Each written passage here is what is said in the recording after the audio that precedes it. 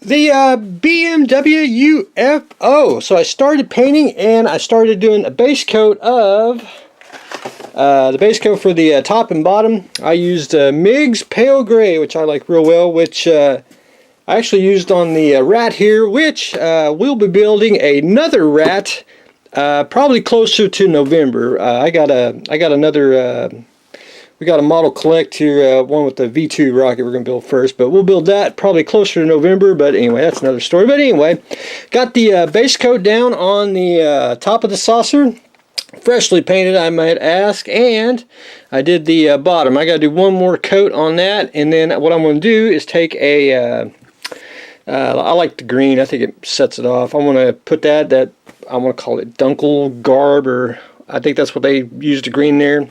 I want to do that around, and I'm not going to mask, I'm going to freehand it. You can see where I got overspray around the blades. That's fine. You know, it's got a rough texture on all the blades. I would have had to putty and sand every blade known to man. And if I really, really, truly wanted to fix it right, I mean, if necessary, I would have built this, vacuum formed it, the whole thing, flipped it over, vacuum formed that, made a two-piece kit out of it. That's if I really, really wanted to do it. But then I'd want to make a kit out of it if I went that far. But anyway, we're going to build the Unicraft kit the way it is. And then since I got overspray and everything, that's no big deal. And it's an acrylic. I could take a toothpick or a cotton swab, and I can take alcohol and clean it up. No big deal. But what I'm going to do is I'm going to leave it, and then I'm just going to shade everything with the airbrush and do some post shading, and it'll make it look pretty darn slick. So I got to do one more coat on the bottom here, because it's just one light coat, and then I will go in and do the green. Hopefully today. If not, it'll be tomorrow. But anyway, working on the BMW UFO. The Demoltion Sherman. So I made up some epoxy sculpt here. Last time I told you, I said it didn't fit. So I sculpted the front glacier plate best I could. It's pretty straight on there. And it filled in the gap on there. And once I start some weathering on it, I knocked down most of the seam there. It's going to be a little bit of a seam. I may put a little piece of plastic, or I may not. Just depends. See how well I want to do it. And it's basically ready for I'm ready for some shading, which I'm going to try to shade both at the same time. And then we got to paint the track and all that good stuff, and do a little bit of weathering on it. But anyway, the Demolition Sherman, and my only really complaint, except for the track, and all tracks should be one piece, one solid plastic piece or vinyl. The turret shouldn't have been a two-part piece. It should have been one solid piece of resin, my personal opinion. But anyway, we'll make do. Not bad for the Unimodel kit there, which I've never built one. So anyway, that's one for the record book. But anyway, I got to put one more coat of paint on here. And this is Army Green, and it's from a rattle can. And I'll go show everyone. We'll go talk about that in just a moment. But anyway, Optivisor. I wanted to show this. I have to use this. I got mid 40 eyes, so you know, getting up detail close work, you know. Anyway, I don't like the field vision. That's from here to here. You know, you're kind of limited, you know, and all that. I wanted something different. I've been looking around. Well, the hobby store grabbed start carrying NK LED light reading glasses. These are, and I took the sticker off.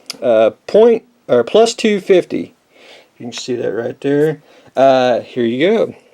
And they have LED lights, which I'm not a big fan of the lights, especially when you're like trying to build some, because I really don't see it. But the magnification on them is pretty darn slick.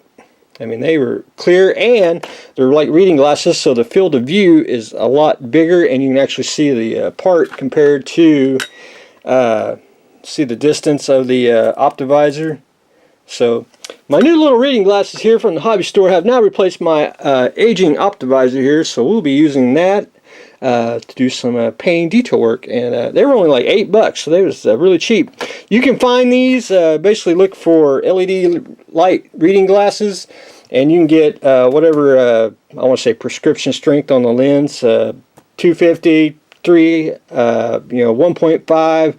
But if you look for LED lighted reading glasses, you can probably much find them on Amazon and other hobby stores should carry them. But anyway, I thought that was a pretty decent. I thought it was a good buy, and that they stay on your head too. And I think modeling will be top notch after that. But anyway, I picked up some new magnifying glasses. So the Army Green. That's actually, and we'll go out here. We'll I do a lot of I do rattle can work, which I'm not a real big fan of. I mean, I usually use it for airbrushing, but I do a lot of custom toy work for people, and I got in the custom cozy coops, and the Army Green is Rust-Oleum's camouflage, and I actually like that color a lot. I mean, that's airbrushable and everything. But anyway, I do custom cozy coops. Last one I told you was the I did a Ghostbuster one, which I actually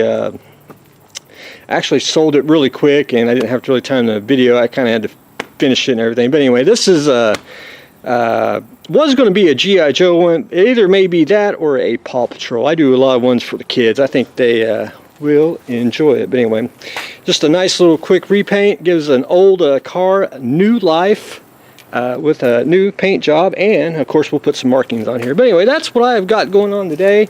You saw the updates on the workbench, and we are making custom cozy coops. So that's what I got going on today. So stay tuned for the next exciting episode.